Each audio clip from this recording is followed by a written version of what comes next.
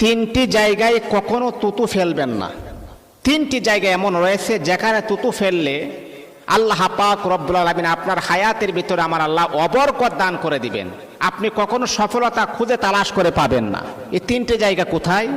এক নাম্বার হচ্ছে নবী করিম সাল্লাল্লাহু আলাইহি ওয়াসাল্লাম বলেছেন পশ্চিম দিকে আমরা তুতু ফেলবো না। এটা হচ্ছে আমাদের জন্য পবিত্র একটি স্থান। পশ্চিম দিকে আমরা আল্লাহ পাক রব্বুল আলামিনের কাবা ঘরকে লক্ষ্য করে আমরা সেজদা করি, সেখানে তুতু ফেলা যাবে না। দ্বিতীয় নাম্বার হচ্ছে নবীজি বলতেছেন ইবাদতের জায়গায় আমরা যেখানে নামাজ পড়ি, ইবাদত করি, কোরআন তেলাওয়াত করি, জিকির আজকার করি, সেই স্থানে আপনারা কখনো তুতু ফেলবেন না। যেমন ধরেন আমরা যখন মসজিদের মাঝে আসি নামাজ পড়ার জন্য, আল্লাহ তাআলার গোলামি করার জন্য আসি, মসজিদের ভিতরে আপনি কখনো তুতু ফেলবেন না, নাপাক কাজটা করবেন না, তাহলে কিন্তু আপনি গরিব হয়ে যাবেন, ভয়ঙ্কর রোগ আপনাকে আক্রান্ত করতে পারে।